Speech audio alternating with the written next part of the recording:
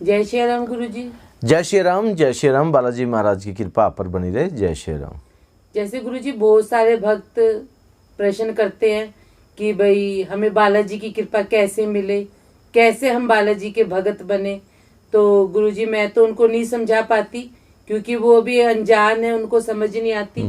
तो गुरु जी आप ही अपनी वीडियो के माध्यम से समझाएं कि वो कैसे बाबा के भगत बने। देखो, बाबा की कृपा पाना चाहते हैं आप, ये देखिए वापस से बिल्कुल हनुमान जी के चरित्र को देखिएगा। हनुमान जी के ऊपर राम जी की कृपा आई कैसे, बस उसी का अनुसरण करिए, आपको समझ में आ जाएगा। अब मैं कुछ अनुभव बताना चाहूँगा, उसके बाद मैं आपसे भी सवाल करूँगा। देखो, कहते हैं कि हनुमान जी जो है ना, वो श्री रामचंद्र जी के चरणों में बैठे होते हैं, बिल्कुल चरणों में, नजर नीचे करके इस प्रकार से बैठे होते हैं, हाथ जोड़ करके। मतलब उनके में किंतु परंतु नहीं होता बिल्कुल भी। सच्चा सेवादार वो होता है जिसमें किंतु परंतु कभी नहीं होता। तो जिस प्रकार से श्री राम जी के सच्चे सेवादार थे, वो हनुमान जी थे। अब जैसे ही राम जी पर कोई विपदा आई, तो कभी भी हनुमान जी ने ये नहीं कहा कि प्रभु आप तो स्वयं त्रिलोकीनाथ हैं, आप इस निपटारा करें, आप मेरे से उम्मीद क्यों लगा रहे हैं। किंतु परंतु नहीं करते थे हमारे हनुमान जी उसी टाइम हाथ जोड़ करके जैसा भी कह दिया उसी प्रकार से चल पड़े। कभी भी जब श्री रामचंद्र जी के ऊपर विपदा आई, विपदा मैं आपको बताऊं, नाथ ने लक्ष्मण जी को शक्ति मारी थी, उस वक्त बहुत निराशा हो गई थी। सभी सेवादार, जितने भी सेवादार थे, क्योंकि देखिए सेवादार तो सभी थे श्री राम जी के, लेकिन श्री राम जी ने किनको देखा? हनुमान जी को। और हनुमान जी को उम्मीद लगा के काम दिया। उनको ये कहा कि क्या आप ये काम कर सकते हैं, प्रभु आज्ञा। मतलब किंतु परंतु नहीं। उन्होंने कहा कि, और देखो लंका में दोबारा गए, पहले भी लंका फूंक के आ गए थे, लंका में दोबारा गए, सुसैन वैद्य को उठा के ले। सुसैन वैद्य ने कहा कि अगर सूर्य उदय से पहले ये जड़ी बूटी चाहिए हमें। और कितनी दूर थी, द्रोण पर्वत कितना दूर था श्रीलंका से, वहाँ से आप लगाइए। हनुमान जी ने कभी ये नहीं कहा कि प्रभु श्री राम जी आप मुझे दे रहे हो ये काम। अरे प्रभु श्री राम जी उन्हें अजर और अमर बनाना चाहते थे, उनके ऊपर कृपा देना चाहते थे, तभी वो उनको काम दे रहे थे, तभी उनको सेवा बांट रहे थे। वो सेवादार की सेवा थी। और हनुमान जी ने बिना किसी मांगा नहीं, उन्होंने ये नहीं कहा कि प्रभु मुझे सेवादार बनाओ, आप मुझे दो। बस उन्होंने एक ही बात कही कि मैं आपका सेवादार हूँ, बस सेवा करूँगा। और ये जो कृपा थी, कृपा मांगी नहीं जाती, कृपा स्वयं प्रभु को पता होता है कि ये बच्चा कहाँ जाएगा। वो आपको बुला के आपकी परीक्षा ले करके आपको वो मजबूत बनाते हैं। और जैसे जैसे आपने देखा कि आज एक चीज़ और बता दूँ। अब देखिए, जहाँ पे अब आपके मन में एक सवाल आ रहा होगा, राम के नाम में ऐसी क्या ताकत है? और हनुमान जी के पास आप दरखास्त लगाते हैं और हनुमान जी कैसे पहुँच जाते हैं राम जी का नाम लेकर के? आप देखिए कितनी इमरजेंसी हो, हनुमान जी हो, कितनी इमरजेंसी हो, यहाँ इससे बड़ी इमरजेंसी तो नहीं हो सकती ना कि इधर तो द्रोण पर्वत से वो लेके आना है, जड़ी बूटी लेके आनी है, और इधर बीच में एक राम भगत कालनेमी राक्षस रोक रहा है उनको, भाई तुम वहाँ ना जाओ। और किसका नाम लेके रोक रहा है? राम का। और प्रभु हमारे श्री बालाजी महाराज रुके कि नहीं रुके।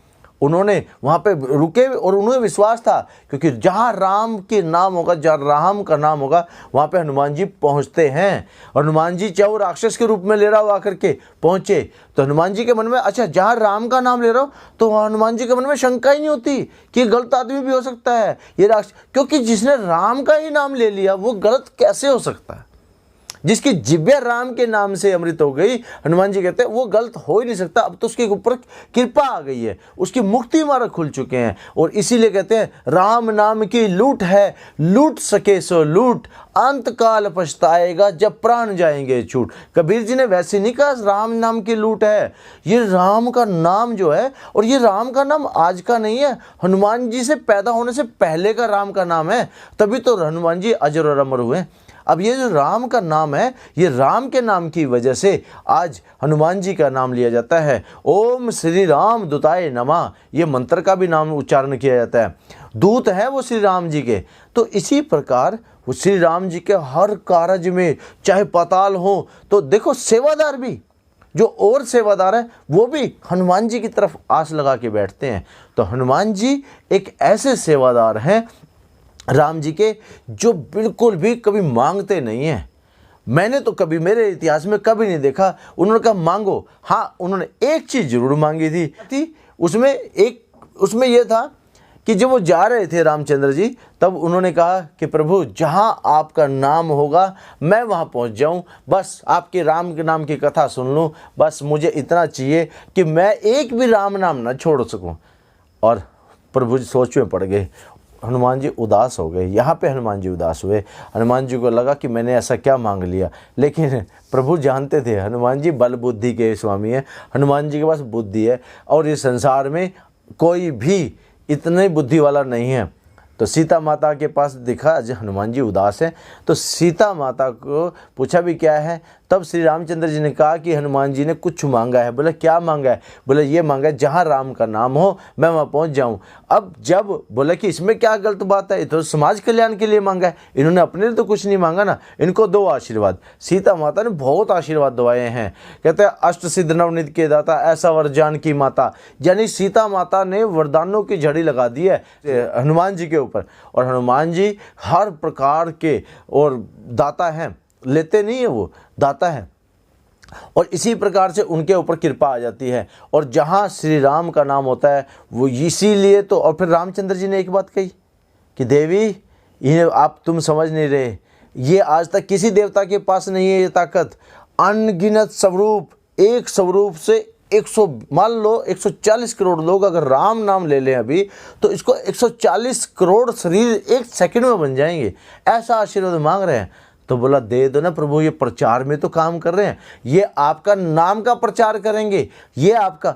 तो इसी प्रकार से अब देखो कृपाएं कैसी आई हैं। अब आपका सवाल है, आप श्री बालाजी की कृपा चाहते हैं? आप चाहते हैं कि हनुमान जी की कृपा आपके घर पे आए? तो आप करते क्या हैं? मांगने जाते हैं क्या? आप बाबा से प्यार करने चलिए, आप मांगना बंद कर दीजिए और इस ऐसी लाइन में जाइए जहाँ पर मांगने वाले ना हो। केवल बाबा से जाके पूछो। कभी ये पूछना, बाबा जी आप ठीक हो? आप लाखों लोगों को रोज़ देखते हो, थक जाते होंगे, आप ठीक हो? आप श्री राम जी का जाप कर रहे हो, मैं आपको नमन करता हूँ, जय श्री राम, ऐसा कह के आना। बालाजी महाराज सोचेंगे ये अजीब है, सारी दुनिया मांग रही है और ये मांग नहीं रहा। तो कृपाएं आपके ऊपर आएंगी, इस तरह की कृपाएं आपके ऊपर आएंगी। दूसरी कृपा आएगी, आप अकेला अपना स्वार्थ मत देखिए। आप देखिए अगर कोई मेहंदीपुर जा रहा है तो आप सबको मेहंदीपुर लेकर चलिए, प्रचार करें। जितना आप प्रचार करेंगे, जितना प्रसार करेंगे, उतनी कृपा आपके ऊपर आएगी। इसीलिए बाबा का प्रचार और प्रसार पे पूरा जोर लगाएं। बिल्कुल भी मतलब आप वो ना करें। बाबा का प्रचार जैसे मैं कर रहा हूँ, आप इस वीडियो को लाइक करें, इस वीडियो को शेयर करें और इस वीडियो को स्टेटस पे भी लगाएं, तो ये बाबा का प्रचार का एक हिस्सा है। लेकिन अगर आप इसमें जय श्री राम लिखते हैं तो इसमें बाबा का प्रचार नहीं होता, ये आपकी इच्छा उत्पन्न होती है। और जैसे ये हजारों लोगों पर अगर जय श्री राम पहुँच जाता है तो ये आप तक भी पहुँचेगा।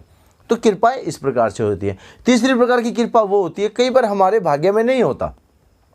हमने मान लो 10 ऐसे लोगों को बोल दिया कि चलो मेहंदीपुर, चलो मेहंदीपुर, चलो मेहंदीपुर, और उनमें से 1-1 रुपया हमें मिल गया, 1-1 रुपया मिल गया और 9-9 रुपये उनके हैं। वो उन भाग्यशाली थे, उनके ऊपर कृपा हो गई। 1-1 रुपया हमें सिर्फ इसलिए मिला कि हमने उनको वहाँ जोड़ा था बाबा के दरबार में।